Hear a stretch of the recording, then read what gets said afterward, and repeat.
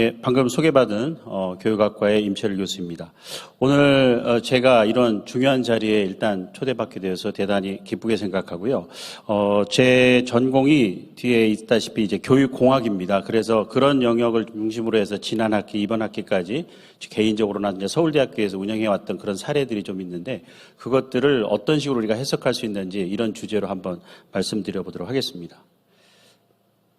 크게 앞부분에서도 이제 언급이 좀 됐지만 이 원격 교육이 정말 포스트 코로나 혹은 미래 교육이라고 우리가 이야기되고 있는 것에 진정한 방향인지 이런 질문을 한번 던지고 대답해 보고요.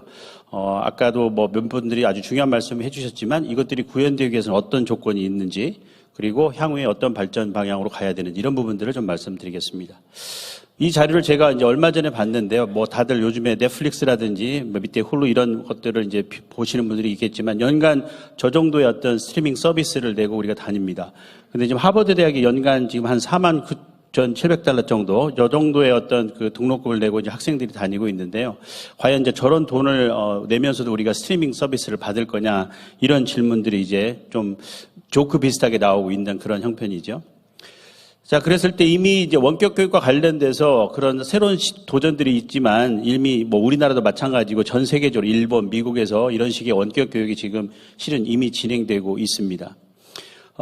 제가 이제 주목한 것 중에 하나는 바로 왼쪽에 있는 그 미네르바 스쿨인데요. 국내에서도 얼마 전에 보니까 이제 고등학교도 미네르바 스쿨을 한번 만들게 보겠다고 대안학교지만 그런 시도가 있었던 걸로 알고 있습니다. 2013년부터 시작됐습니다.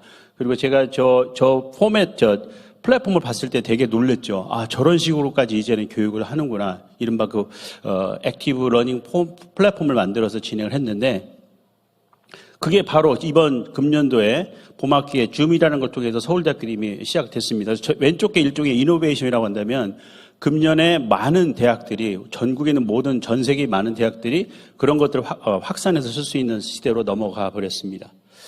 그런데 미네르바 스쿨은 이미 알다시피 원격격으로 하지만 의심스러워 했었거든요. 그런데 미네르바 스쿨은 실은 기본적으로 오프라인 기존 대학들이 정말 잘하고 있는 이런 질문을 던지면서 나왔던 겁니다.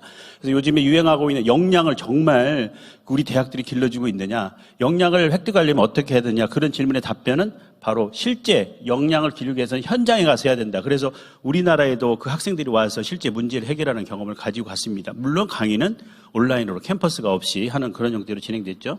그래서 그 안에 이제 저희들이 주목했던 것 중에 하나가 바로 온라인으로 할 때 그러면 교육의 어떤 그 질이 떨어지지 않느냐 또는 요즘에 학부모들이 많이 이야기한 것처럼 인터랙션이 없다 이런 말들 하는데 미네르바 스쿨은 충분히 할 수 있다는 걸 보여줬습니다. 그래서 왼편에 저렇게 1대1로 학생들한테 피드백을 제공해 주는 건 물론이고 오른쪽에 있는 것처럼 학생들끼리 서로 다양한 상호작용할 수 있는 것들을 보고 교수자가 필요하면 자꾸 이제 학생들이 딴짓하고 참여하지 않으면 그 빨간 불빛이 나오고 그래가지고 경고 메시지가 교수자한테 오게 되죠. 그러면 그걸 다시 이제 학생들도 피드백해주는 그런 시스템이 이미 되고 있습니다. 이게 지금 그 장면 중에 하나입니다. 실제로 우리 학생들이 그 미네르바 스쿨 학생들이 와서 SK텔레콤과 같이 협업을 하면서 문제 해결 활동을 했다고 하는데 매우 부럽죠. 우리 대학생들도 접근하기 어려운 그런 사례들인데 그쪽과 협업을 하면서 이제 전 세계를 돌면서 하는 그런 과정인데 대학이 어떻게 노력을 하면 이렇게 기업과 협업할 수 있는지를 잘 보여주고 있는 그런 예라고 볼 수 있겠습니다. 그리고 또 하나 이제 아주 주목할 만한 것 중에 하나 이미 온라인으로 학위 과정을 대학원 수준에서 전 세계적으로 부여하고 있는 것을 알고 있죠. 바로 조지아 테크 대학원이 그 중에 하나입니다. 자, 이런 것들이 이미 와 있는 우리 현실인데 우리는 이제 한국을 돌아보면 우리는 과연 뭐 하고 있는지 이런 질문을 이제 던질 수 있는 거죠. 자, 그래서 그런 과정을 전체적으로 봤을 때 이런 모든 종류의 새로운 시도들이 있어 왔지만 서울대학교에서 다른 대학도 마찬가지지만 실시했던 것 중에 하나가 바로 두 가지 기술이 있어서 가능했던 겁니다. 하나는 줌은 저희 대학이 개발하지 않은 거고 외부에서 주어진 거지만 아주 효과적으로 사용하고 있고요. 오른쪽에 있는 LMS라고 이른바 러닝 매니지먼트 시스템, 요즘에 원격 교육 못지않게 매우 일반인들한테 언급되는 용어 중에 하나가 전문 용어지만 러닝 매니지먼트 시스템이라는 게 있습니다. 구글 클래스룸 때문에 우리가 더 많이 알게 됐죠. 근데 서울대학교에서는 이미 저런 LMS를 오픈소스인 무드를 가져다가 몇 년 전부터 개발해서 쭉 활용하고 있었고 이것을 효과적으로 수업 장면에서 사용할 수 있었습니다. 그 두 가지를 가지고 했는데 많은 교수님들도 경험하셨겠지만 이런 식으로 수업을 진행을 해보니까 전형적으로 예컨대 50명 그 유형의 강좌를 진행했을 때 저기 제 모습이 있습니다만은 이걸로 했더니 교수님들은 이건 어쨌든 이런 오프라인에서 하는 것 못지않게 설명이 잘 된다. 그런데 문제는 학생들이 만약 비디오를 꺼놓고 있으면 요즘에도 이제 유튜브는 그렇지 않지만 줌으로 했을 때는 비디오를 꺼놓는 기능이 있거든요. 초기에 비디오를 꺼놓는 것에 대해서 명확하게 지시를 안 내리니까 꺼놓고 있고 개인의 프라이버시다 이런 말을 했었습니다. 그런데 교육적으로 봤을 때는 반드시 이따가도 말씀드리겠지만 이른바 교수 실제감이 있어야 되거든요. 여기 앞에 있어야 되는데 비디오를 꺼버리면 이건 없는 거라고 생각할 수 있습니다. 그래서 초기에 어떤 미스커뮤니케이션이 좀 있어가지고 학생들의 반응을 확인하기 어려운 그런 문제들이 있고 또 질문을 잘 하지 않는다. 여러 가지 노력을 했지만 이런 문제점이 교수님들로 제기됐고요. 학생들은 일반 교실도 물론 좋은데 온라인으로 보다도 아주 선명하게 교수님 강의를 들을 수 있었다. 제일 뒤에 있으면 잘 안 듣고 딴짓하지 않습니까? 그런데 오히려 온라인으로 했었을 때 더 공부가 잘 되고 집중하더라. 그런데 문제는 여전히 질문하기가 용이하지 않고 교수님이 이해 체크하고 그냥 진도만 나간다. 이런 문제점이 이제 제기되어서 이 문제를 해결하려고 지금 여러 가지 수준에서 우리가 노력들을 많이 하고 있죠. 그런 것들을 가능하기 위해서는 예컨대 LMS 상에서 러닝 매니지먼트 시스템인데 그 안에서 수업 도중에 예컨대 20분만 강의를 하다가 잠깐 스탑하고 질문이나 요약을 올려라. 그런 식으로도 할 수 있습니다. 그리고 오른쪽에 있는 것처럼 구글 닥스라고 공유 문서가 있는데 마찬가지로 올려놓고 학생들이 사이사이에 계속해서 의견을 올리거나 질문할 수 있거든요. 그래서 여러 가지 이런 기술들을 이용해서 내가 지금 학생들이 현재 여기 있다는 것을 계속 이렇게 느끼게끔 수업을 진행할 수 있는데 이런 부분이 아직까지는 이제 표준화된 형태로 교수님들한테 제공하고 있지는 않은 것 같습니다. 자, 이런 식으로 지금 새로운 시도들이 있어 왔는데 이런 것들이 성공적으로 구현하기 위해서는 어떤 조건들이 있어야 되는지를 좀 살펴보려고 합니다. 하나는 무엇보다도 바로 저 왼편에 이게 이제 요즘에 나타난 장표 중에 하나인데요. 왼편에 있는 것이 대부분의 교실 수업을 많이 하다가 잠깐 온라인으로 작년까지 우리가 그렇게 했었죠. 거의 교실에서 만나고 약간 아까 같은 LMS 같은 걸 통해서 학생들한테 질문 올리거나 과제 올리는 그 정도로 했다면 지금 오른쪽으로 점점 넘어가는 게 대체적인 추세인 것 같습니다. 그래서 교수님들한테 지금 새로운 도전거리가 교실 수업을 설계한 것만큼 여러 가지 다양한 아까 제가 말씀드린 구글 닥스라든지 LMS 같은 이런 온라인 기술들을 적절히 활용을 해서 수업을 설계하는 그런 방식으로 이른바 온라인 활동과 자원을 설계하는 그런 부분들이 이제 강조되고 있죠. 그 과정에서 대표적인 개념 중에 하나가 아까도 우리가 어떤 분께서 교수 설계 말씀을 잠깐 해주셨습니다. 그러니까 교수자가 수업을 설계한다는 거죠. 그런데 그때 수업을 설계한다는 의미가 교수님께서 알고 있는 내용을 일방적으로 전달하는 걸 준비했다면 이제는 어디로 넘어가야 된다. 즉 경험 설계라고 해가지고 다양하게 학습자들이 참여할 수 있는 그런 설계 활동을 해야 된다는 겁니다. 그래서 교수자가 교수님의 원래 강의 말고도 외부에 있는 이따가도 말씀드리겠습니다. 외부에 있는 자료들을 갖다가 학생들이 볼 수 있게끔 이런 노력들도 할 필요가 있다는 거죠. 자기 강의만 강조하는 게 아니라 그래서 경험 설계를 해야 되는 그런 단계로 넘어가고 있습니다. 그 과정에 매우 주목할 것 중에 하나 바로 이 OER이라는 자료입니다. 여러분들 잘 알고 계시는 유튜브 자료도 있지만 본격적으로 교육용 자료를 만들어서 공유하는 그런 시도들이 이미 서구에는 되어 있어 왔고요. 우리나라도 이와 유사한 시도들을 지금 교육학설정보원이나 이런 걸 통해서 KOCW 이런 걸 하고 있었는데 이 부분에 대해서 우리가 보다 더 오픈돼야 될 것 같습니다. 즉 내 강의만 학생들한테 제공해 주는 게 아니라 이미 있는 많은 강의들을 보여주고 오히려 더 중요한 것은 그런 학습하는 과정을 도와주거나 피드백해 주는 프로세스다. 이런 어떤 관점의 변화가 필요하다고 생각이 듭니다. 그래서 여기 나와 있는 멀로가 지금 대표적으로 미국 캘리포니아 주 근처에 있는 대학들이 같이 협업해서 만든 OER의 대표적인 그런 기관 중에 하나고 저희들도 활용할 수 있습니다. 너무나 잘 아는 K무크라든지 KOCW가 대표적인 OER이었고요. 그 다음에 우리나라 해외에 있는 무크, 그 다음에 심지어 유튜브 자료. 제가 이 자료 좀 올려놓은 게 이분이 뇌에 대해서 설명하시는 강의 자료인데 유튜브에 올라와 있습니다. 어떤 종류의 자료보다도 뇌에 대한 설명을 정말 잘하십니다. 그래서 조회수도 무척 높고요. 그래서 이런 자료들이 지금 전 디지털 공간에 있고 교수님이 이걸 찾아서 혹은 여러 경로를 통해서 소개받아서 활용할 수 있는 여지가 늘어나고 있죠. 그래서 OER을 통해서 학습자들에게 필요한 자료를 할 수 있고 저도 제 LMS 상에 저런 식으로 자료를 만들어서 활용하기도 합니다. 그러니까 제 강의 자료만 올리는 게 아니라 이런 것들이 지금 가능한 거죠.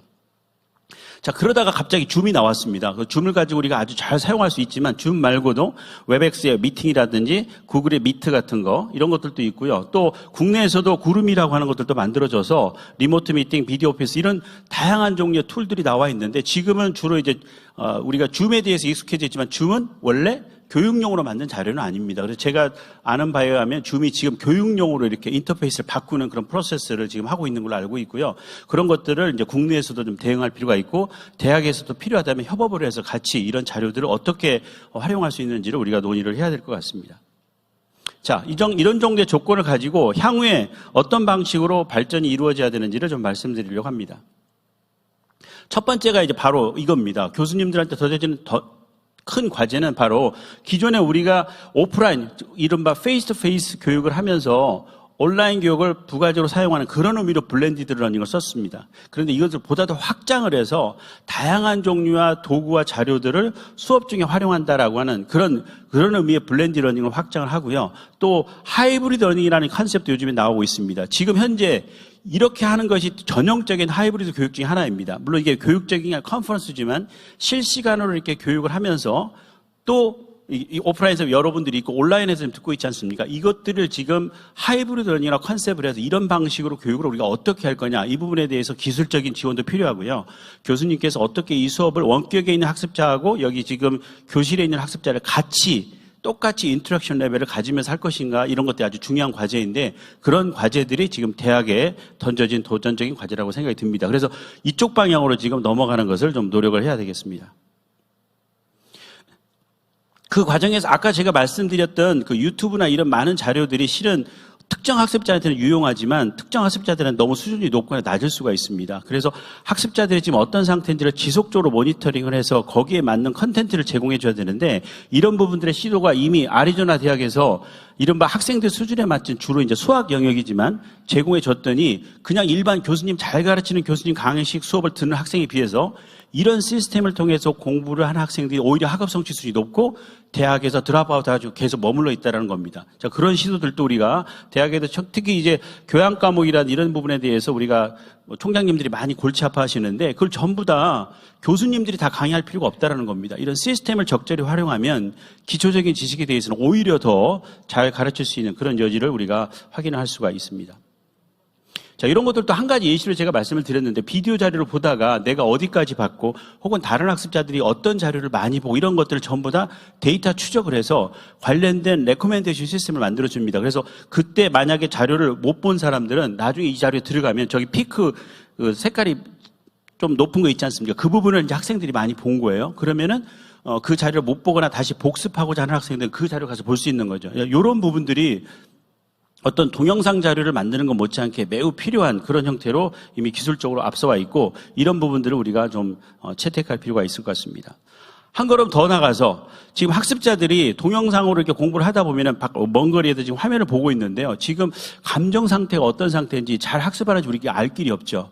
그런데 기술이 발전했습니다. 학습자의 눈동자의 상태라든지 얼굴 표정만 보고 현재 감정 상태를 보고 거기에 따라서 교수자가 적절히 혹은 시스템이 개입을 할 수 있는 여지가 생겼습니다. 이런 얼굴 인식 시스템 개발 때문에. 그래서 그런 것들을 통해서 감성까지도 고려한 수업을 진행할 수 있다. 그냥 너희들 해라 윽박지르면서 나가는 게 아니라 거기까지 나가 있는 것을 우리가 또 한번 확인할 수 있겠습니다. 자, 지금까지 제가 말씀드린 것도 다시 한번 좀 다른 큰 틀에서 보면 아까 제가 말씀드렸던 조지아 테크라든지 아니면 아리조나 스테이트 유니버시티 보니까 온라인 비즈니스 스쿨이 저렇게 이미 있습니다. 그런데 저희는 어떠나 우리 한국에서는 지금 현재 온라인상에 제가 지금 조사를 해봤는데요. 지금 대학이 있습니다. 그다음에 사이버 대학에서 특수대학 계통의 그런 사이버 대학의 학위 과정이 있는데 이른바 많은 그 경쟁력 있는 대학에서 전문 대학원을 만들어서 이런 경쟁력 있는 어떤 디그리를 요구하는 그런 부분에 대해서는 우리는 거의 지금 아무것도 준비가 안 된 상태였었습니다. 그러니까 미네르바 스쿨을 비롯해서 아까 이야기한 조지아 테크, 아리조나 스테이트까지 이런 것들을 봤을 때 온라인 기술로 충분히 하이 퀄리티의 교육을 제시할 수 있다는 걸 이미 있었고 이번에 이제 우리가 두 번의 어떤 학기를 경험하면서 우리도 가능하다는 것을 약간은 느꼈습니다. 이제는 우리가 바로 온라인상에서 하이 퀄리티의 어떤 그 평생학습 지향을 하는 그런 전문대학원 체제 그런 부분에 대해서도 이제는 고민할 그런 시점이 된 것 같습니다.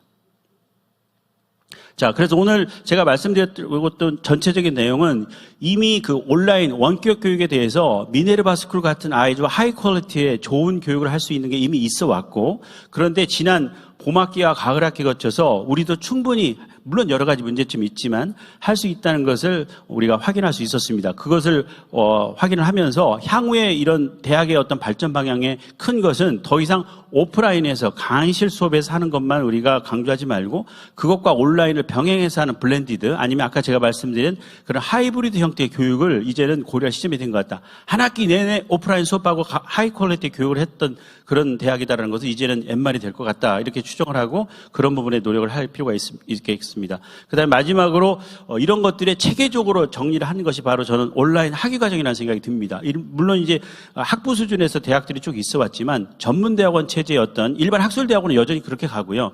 그러나 직장에서 지금 아주 열심히 일을 하면서 새로운 종류의 지식에 목말라하는 그런 사람들을 대상으로 하는 부분에 대해서는 하이 퀄리티의 그런 전문대학원 체제를 온라인으로 오프라인으로 하면 또 못 오게 됩니다. 그래서 그런 부분에 대해서 이제 대학에서보다 더 적극적으로 생각할 시점이 됐다. 이렇게 좀 말씀드릴 수 있겠습니다.